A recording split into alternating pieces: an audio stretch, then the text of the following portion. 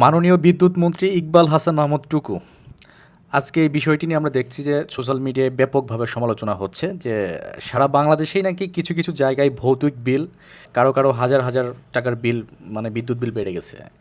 এটা নিয়ে নানা ধরনের সমালোচনা আমরা সোশ্যাল মিডিয়া সারাদিন ব্যাপী দেখছি এবং এখনও দেখে যাচ্ছি। এই বিষয়টি খুবই জোরালোভাবে সামনে হয়তো বা আরও ভয়াবহ আকার ধারণ করতে পারে। এর মাননীয় বিদ্যুৎ মন্ত্রী যিনি আছেন বিশেষ করে তাকে লক্ষ্য করে এবং মাননীয় প্রধানমন্ত্রী জনাব তারেক রহমানকে আপনারা এই বিদ্যুৎ মন্ত্রণালয়, সচিবালয়, পেট্রোবাংলা থেকে শুরু করে রাষ্ট্রের যত গুরুত্বপূর্ণ জায়গা আছে এখনও কিন্তু ওই আওয়ামী লীগ সময়ের যে সেটআপ সেটাই কিন্তু আছে।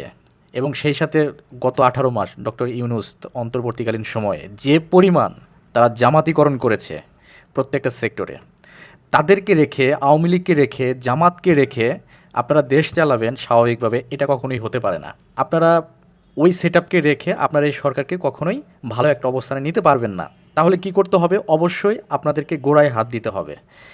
গুরুত্বপূর্ণ যেসব জায়গায় এখনও পতিত স্বৈরাচার ফ্যাসিস্ট সময়ের লোকজন বসে আছে, তারা কিন্তু কখনোই তারেক রহমানের সরকারকে সফল হতে দেবে না। এটা আপনারা লিখে রাখতে পারেন। তাহলে আপনাদেরকে কি করতে হবে? অবশ্যই এইসব জায়গায় নতুনভাবে নিয়োগ দিতে হবে। আর আপনারা যদি ওই লোকদেরকে রাখেন, আমি এখানে একটা পরামর্শ দিব।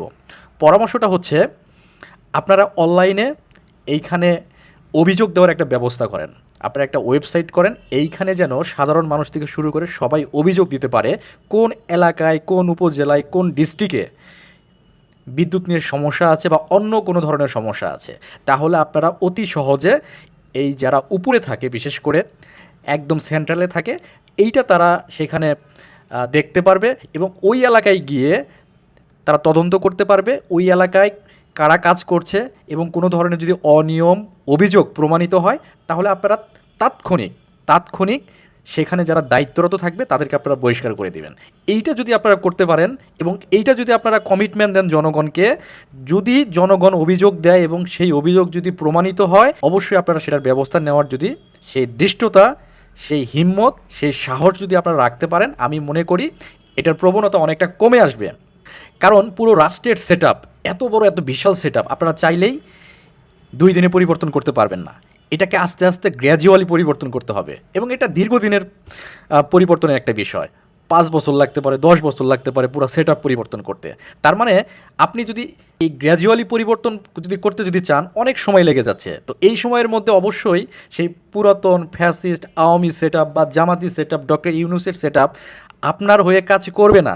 এজন্য আপনাকে এমন একটা টাস্ক ফোর্স গঠন করতে হবে যেইখানে জনগণ অভিযোগ দিতে পারবে এবং উপর থেকে তদন্ত করার এমন একটা কমিটি এখানে গঠন করতে হবে, তারা যেন বাংলাদেশের যে জায়গায় বিদ্যুৎ নিয়ে সমস্যা হোক বা অন্য যে কোনো ধরনের সমস্যা হোক, সেই সমস্যা যেন আপনারা সাথে সাথে গিয়ে সেটা পর্যবেক্ষণ করতে পারেন, তদন্ত করতে পারেন। সেই তদন্তের মধ্য দিয়ে যদি কোনো সত্যতা উঠে আসে, সেখানকার দায়িত্বরত যেসব লোক থাকবে তাদের বিরুদ্ধে যদি কোনো অ্যালিগেশন খুঁজে পাওয়া যায়, আপনারা সাথে সাথে যদি স্যাক করতে পারেন, বরখাস্ত করতে পারেন, এটাই হতে পারে উপযুক্ত ব্যবস্থা। নতুবা আপনারা রাতারাতি পরিবর্তন করতেও পারবেন না এবং আপনাদের এই সমস্যার মধ্যে থাকতেই হবে এবং প্রতিনিয়ত এই সমস্যা বাড়তেই থাকবে। তো এখান থেকে উত্তরণের জন্য মাননীয় প্রধানমন্ত্রী জনাব তারেক রহমান, আপনি যদি শক্ত হাতে এই উদ্যোগটি যদি নিতে পারেন, আমার মনে হয় এটা ভালো কাজে আসতে পারে। আপনাদের কাছে অন্য কোনো পরিকল্পনা থাকতে পারে, ভিন্ন কোনো আইডিয়া থাকতে পারে, অবশ্যই আপনারা সেই ভিন্ন পরিকল্পনা আইডিয়া থাকলে আপনারা জনগণের সামনে হাজির করেন, জনগণকে আশ্বস্ত করেন। আমার মনে হয় জনগণের সাথে যতটা আপনারা নিজেদেরকে মানিয়ে নিতে পারবেন, যতটা আপনাদেরকে জনগণের কাছে নিয়ে যেতে পারবেন, কমিটমেন্ট করতে পারবেন, সেই কমিটমেন্ট অনুযায়ী আপনাদের প্রতিশ্রুতি বাস্তবায়ন করতে পারবেন, এই সরকার ততটা বেশি স্টেবল হবে। এছাড়া আমি ভিন্ন কোনো পথ দেখছি না।